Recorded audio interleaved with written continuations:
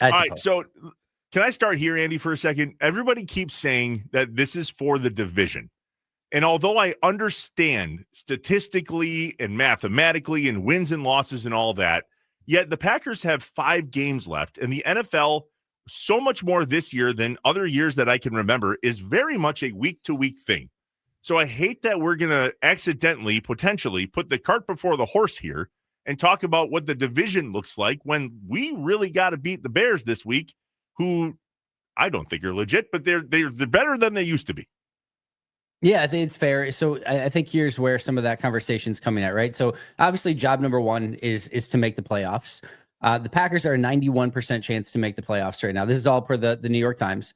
If they win, that goes to 96%. If they lose, it still is at not 79%. They're still at 79% even if they lose. So their odds to get in the playoffs are still very, very good even if they lose this game. Divisionally, they're right now a 59% chance to win the division. At least this is prior to the Lions game. I haven't updated it since then, but they were 59% chance to win the division. If they win, they go to 72%. If they lose, they go down to 25% chance. So, and for the Bears, if the Bears win, they go up to 69%. If they lose, they're down to 25%. So the loser of this game has basically a 1 in 4 chance of winning the division. The winner is about a 3/4 chance of winning the division. So it's a pretty significant swing one way or the other. Now, to your point, they play again in a couple weeks. There's a lot of season left. Both of these teams have very tough schedules the remainder of the way. So a lot can change in the remainder of this year. It's not done and over with if you lose this game, but it absolutely helps you a ton if you win, and it definitely hurts you a ton if you lose. Andy, all season long, since we've been talking, I have told you trying to figure out the identity of this team, and then I got it. I said this is a team that plays to their competition. And when they've gone up against good teams, they've played well. And when they've gone up against teams that weren't so great, they made a lot of mistakes. And the games have been close. And then Trevor came in and he looked at all the statistics and he analyzed the Bears. And the Bears have won close games, or they've just gotten blown out. I'm trying to figure out in my head how the Packers can still be the team they are, because I don't see them all of a sudden changing and blowing out a good team, but still come away with a win when the Bears recipe all season long has been to win those close games. Yeah, the Bears have done a fantastic job in winning those close games. They've also done a fantastic job of winning the turnover battle. This Bears defense in particular, all right, they've been really, really good because they continue to get turnovers. They lead the league in turnovers by it's a nasty margin. They're really, really good at it. But this is for our friend Wendell Fajeda. If the Bears don't get turnovers, if you take those turnovers away, their defense is 30th in EPA per play, 30th in success rate, 30th in drop back EPA, 28th in rush EPA. That's a long-winded way of saying they're really bad. They're a bottom 5 defense in basically everything except turnovers. So Question, what the hell is EPA? It's an advanced analytic to basically show, I don't even know if I want to get into all of it, but it's an advanced analytic to show how successful you are per play in a advanced way. I don't know if we even want to go into it in great detail, but the long story short is, like, this is basically a bottom 5 defense for Chicago. No matter how you slice it, save for their unbelievable ability to get turnovers. And because of that, if Green Bay can just take care of the football, you have an opportunity to put up points against this Bears defense. And you have the ability to run the ball. You have the ability to pass the ball. You can do just about anything. So to me, it's paramount that Green Bay takes care of the ball. The second thing is Green Bay at home has not allowed points. They have not allowed a 20-point performer at home. They're allowing 13.5 points per game, right around there at home per game. And a lot of that's even like garbage time points, including touchdowns to the Lions, Bengals, and Commanders when they had, double-digit leads late in the game. So if you really kind of look at what this defense has done at home, and if you can take care of the football on offense, that's your blueprint to beating a very good team rather easily. But again, if you keep Chicago in it, they're going to be right there. And this could have a very similar Carolina Panthers vibe to it, with them running the football, taking the clock down. And if you have turnovers, if you shoot yourself in the foot, it'll absolutely come back to haunt you in this game. Josh and I talked earlier that there was one thing the Packers can do to win, and the one thing the Packers can't do that would make them lose. So in your mind, what's the one thing the Packers have to do to win this game? And what's the one thing they can't do? Because that will lose them this game. We just talked about obviously turnovers, but outside of turnovers, if we're taking away the low hanging fruit, because that's obviously in every single game, they have to be able to stop Chicago's rushing attack. We saw it against Philly, right? You do not want that team to get going downhill. Their offensive line is really good, especially running the football right now. Their tight ends and receivers help out. Their two-headed backfield is really good. We'll see if Monungai plays. He was not practicing 2 days ago. He was limited yesterday. I'm assuming he'll play, but worth keeping an eye on there. But Green Bay has got to be able to stop Chicago's rushing attack. And offensively, I think it really comes down to or just what they need to do to win the game. They have got to almost the reverse. They've got to be able to have this offensive line. I'm not saying dominate Chicago's defensive front, but they've got to be good again. If there's a weakness for Chicago, in my opinion, it's Chicago's defensive front. They don't have a great run stuffing defensive line, and they don't pressure you a ton either. So when Jordan Love has been protected this year, he's been unstoppable. And we know what happens if Josh Jacobs gets even a little bit of running room. He can kind of take over from there. So if this Packers offensive line can do the work, even what they've kind of been doing the last couple of weeks, it hasn't been great. There's been some issues here and there, but it's just been better. If they can be good against this Bears defensive front, I feel very, very good about what Green Bay can do in this game. Andy, where's your confidence level on this Packers defense being able to make up for the loss of Wyatt when trying to complete, as you said, the goal of stopping the Bears rushing game? Yeah, it's interesting. When I initially kind of went into it, and when he initially got hurt, I'm like, this sucks. It's a bummer. He's really, really good, but I didn't think he was going to affect things to that great of an extent because I thought, Brinson's been playing better. Wooden's been playing fine. They'll get Brooks back this week. I was hopeful that, maybe LVN would be right around the corner. And with that, you'd be able to kind of get him in some third down, obvious passing situations inside, which we saw earlier this season.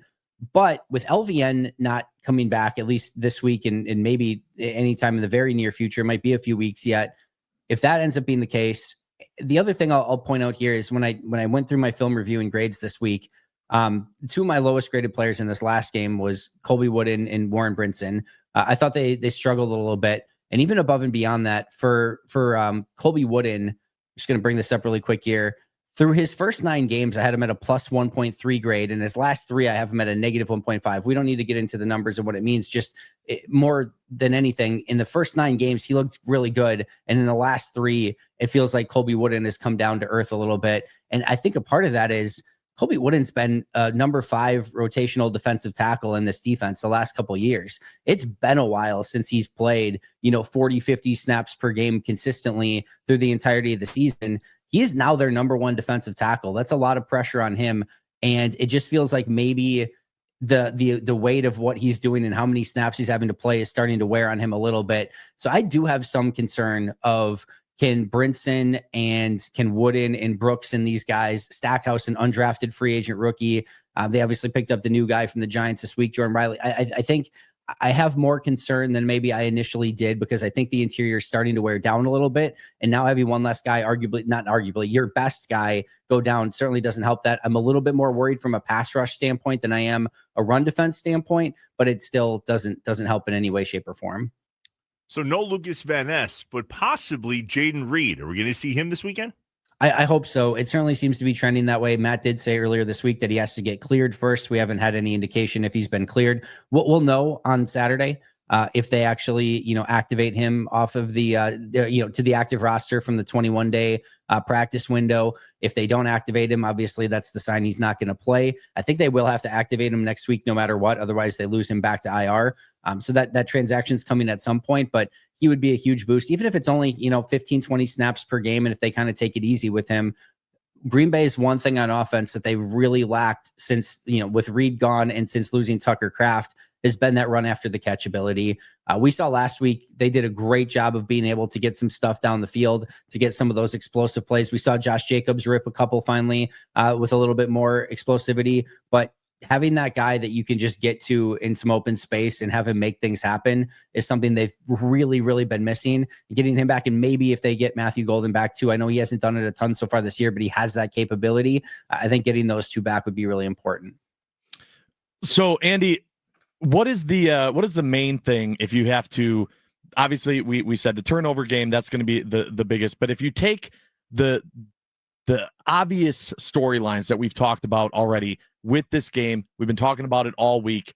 What would be the most surprising thing that could be a headline in your mind coming out of this game against the Bears? I honestly think the most surprising headline to me would be if the Bears came in and just kicked Green Bay's butt. Like that would be, I would be pretty surprised by that, to be honest. I'm a little bit surprised by the 6.5 point line, but I kind of think Green Bay's going to cover. I think they're going to do well in this game. That offensive line for Chicago definitely does scare me to some real extent. But outside of the Carolina game, Green Bay's run defense has been a really good team defense. I think getting Quay Walker back this week will be really important as well. So I would be surprised if Chicago just kind of came in and boat raced. What I wouldn't be surprised by is if this thing was swung by special teams. We'll go back to last year, game in Chicago, blocked kick at the end, gets Green Bay the win. Go to the second game, huge, trick play punt return for a touchdown, get Chicago the win in that game. This is a series that's come down to special teams quite a bit. Now that doesn't give me a ton of confidence because I have zero faith in anything Packers special teams from now until the end of my life.